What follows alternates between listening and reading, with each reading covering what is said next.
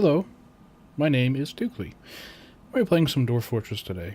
It's been a long time since I recorded anything, so we'll see if people like this. Oh, there's a ladybug on my desk. Hello. Anyway, we're playing a game. So this is Dwarf Fortress. One of the most in-depth simulation games to exist on the planet ever. And if you're new to Dwarf Fortress and you're one of my older viewers, then this is going to be a little confusing for you, but don't worry, I'm going to explain most of what I can as we go. And I want to say that I'm not like a pro at this, nor am I like 100% in what I'm doing. So just keep that in mind. So we're creating a world. This game is a very advanced generator for pretty much everything. This will generate a world along with these various factors we're allowed to tweak here. It will also create history that includes characters and civilizations, wars, and we're just generating 125 years on a small continent because I just find everything runs easier that way. So yes, because there's a lot of this game is got a lot of plugins and things running, and mods and extra things that that I play with. It's just easier for me to be tabbing between these windows. So I'm sorry if I might not even bother to cut some of this stuff out. I don't know. We'll see. Anyway, this is the name of our world. The crested continents. The spattered dunes is the part of the world we're looking at. So this is some desert, I would imagine. So yeah, we can go ahead and we'll accept. So here we go. If we look over here, the age of Moonist Claude Moisten, year 125, historical figures, 1859, 648 dead, 16832. I don't know why I'm reading things like a computer. 16,832. Anyway, we can see some various things here. I know it might be completely alien to you what we're looking at. That X that's flashing there, which is about here, is what we're looking at up here. So there's a lot of dwarves here, obviously. Any of these kind of U, like kind of upside down U's with like a little bit of a flare, is a fortress of some kind. And we got a lot of grass, things like that. We have the corrupt Gulf. I don't think that's a volcano. I'm not sure what that is. We'll have to look at it more in depth after. There's a forest. There's a human hamlet. I don't see any elves, but I could just be not seeing them. Fortress of Mist Tarandach, the Spike of Pride. That might be a goblin fortress. Could be I'm not sure. This is some corrupted area. The Dark Goblin Pits. More goblin pits, a lot of them. And a dark fortress. Not great. What's this? Another dark goblin pit. These might be elves, possibly? More humans. There's a lot of humans on this map, actually. You know, I think we might make a different world. Simply because I didn't like that one very much. We'll go for small, actually. And we're going to crank down the number of civilizations. Apologies if there's some loud noises there. Oh, this is an interesting world already. It's very forested. Like almost 100% forest. Now this... I'm not sure what that is. The Crazed Continents. The Reclusive Sea. So I've got... This is a tower, I'm pretty sure. Oh no, it's... Oh no, there's a tower. So there's the human tower. Okay. So that was probably a tower of undead, but humans conquered it. This is my imagination guessing of the guessing. These are roads, I'm pretty sure. I'm not sure why there's a door like that. These are like mountains. Anyway, I won't bore you to death with this. We'll accept this, okay? Alright, so we're back at the main menu. Now we'll start playing. We're going to go with Dwarf Fortress mode, obviously. There is two modes in this game, Dwarf Fortress mode and Adventurer mode. Adventure mode is kind of like a roguelike RPG game that I'm not very good at. So on the right is a picture of the world overall, and on the left is a smaller picture of the region we're looking at, and on the left is an even smaller area of that region that's telling us exactly what's there. So if I'm looking at the far right, there's a lot of dwarves here. So let's have a look at the civilizations that are in the area. So we'll just hit tab a few times. There's a lot of dwarves, humans, goblins, and elves. There's only one dwarven civilization, the Future Fountain, which is a good name. I quite like that. So, there's some uncolonized areas in this world, mostly down here. If we look dwarves, goblins, and elves, we'd like to get as many races as possible as neighbors, just because it's easier to trade with people like that. So, we've got some high elevation here in this zone. Let's just change it so I can see a little better. Shallow metals, deep metals, little soil, clay, sand, flexstone layer.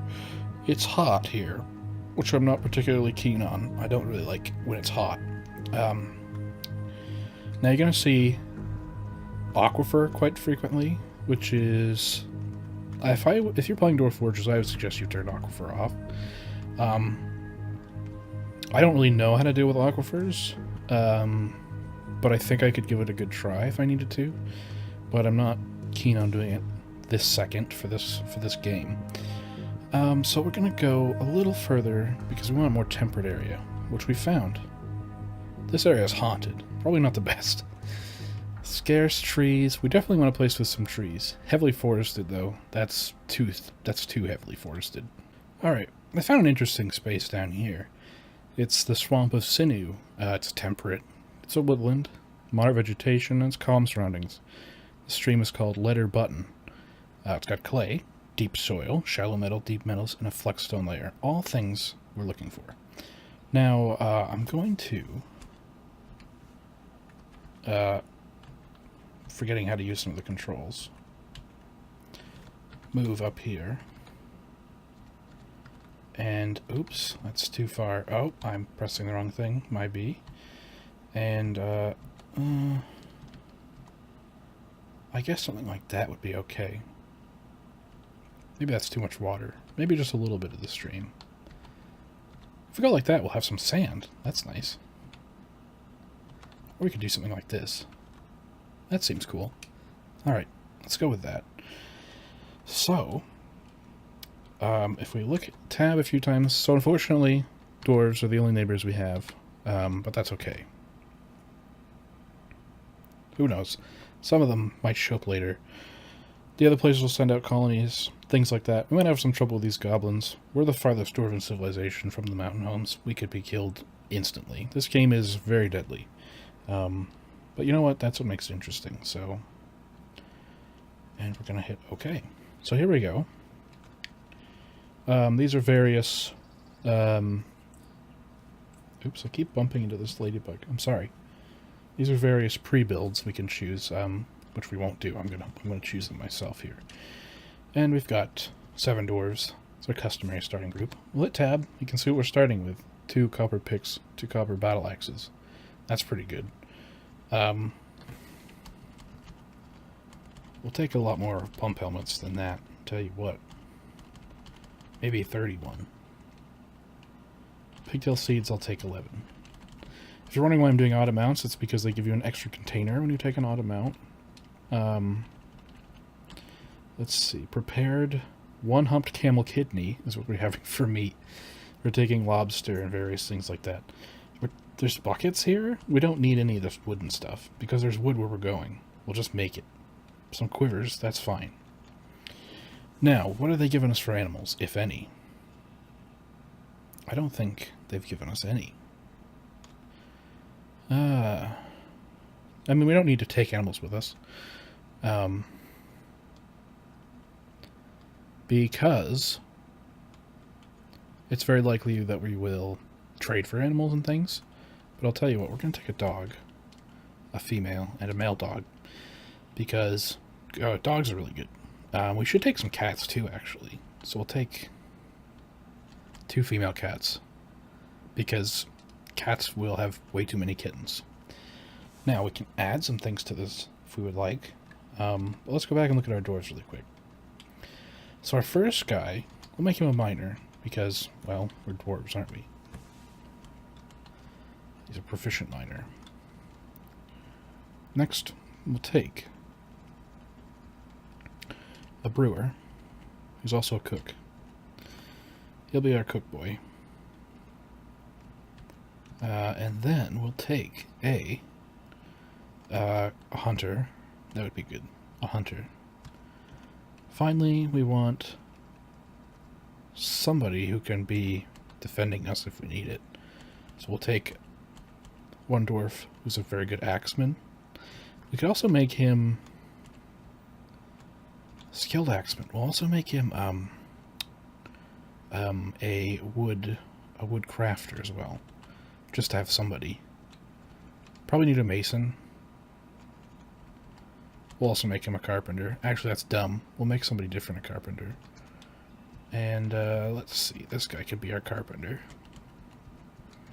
And finally, we want somebody who is going to be kind of our leader. So we'll give him some of the kind of odd skills, like leader and tactician. We could make him all kinds of weird stuff. I'm trying to remember what that other thing, record keeper, is the one I was looking for. So we'll take that as well. Now that should be okay for starting dwarves. Let me just add some other things to this. So I'm going to hit A for new. I'm going to hit N for new. What can we take? More drink would be great. So let's take some. The less we have to make when we first get there, the better. It's pretty cheap, so we're going to take a lot. Now we need to take a shooter for our hunter. So we'll take a cropper crossbow. And we'd like some cropper ammunition for it as well. Ammo. Whatever is the cheapest. Copper. Great. He'll burn through these pretty quick, so we'll take a lot of them. I think a single quiver holds 10. I'm not sure if they give you quivers with bolts either. We'll see. What else can we take? That's probably all we really need. We could take some water skins, because they're kind of a pain in the ass to make. Are they cheap? Pretty cheap. Honey badger leather water skin. Yeah, alright. Give me like 2 of those. Or 3. 2 is fine. Let's see, I'll take some more ropes. Not that many ropes, Jesus. We'll take some more meats. Just trying to run ourselves out of points, really. Is this optimal? By no means is this optimal. But you know what? That's going to have to do. What are we going to name our fort? Right now it's called Cloistered Fords, which is absolutely terrible. So we're just going to clear all that. Our first compound will be... there we go. Our fortress is called Cakevault, or Kazranstitz. Kazranstitz?